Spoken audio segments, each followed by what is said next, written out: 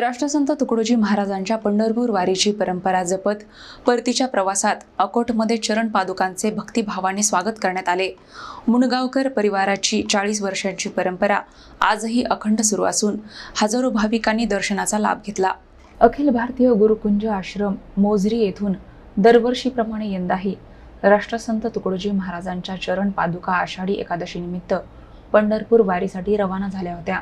परतीच्या प्रवासात या पवित्र चरण पादुका अकोटमध्ये दाखल होताच संपूर्ण परिसर भक्तिमय वातावरणाने दुमदुमून गेला।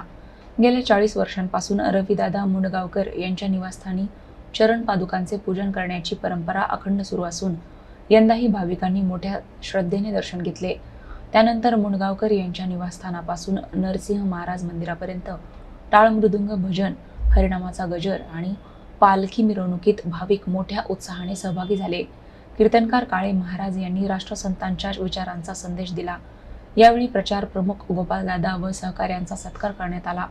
आरती, राष्ट्रवंदन आणि सामूहिक स्नेहभोजनाने या भक्तिमय सोहळ्याची सांगता झाली।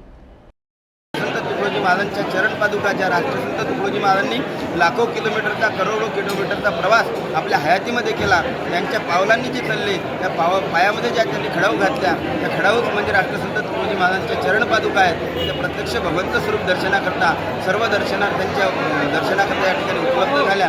तेव्हा या ठिकाणी पुनश्च सर्व मंडळींचे हार्दिक आभार।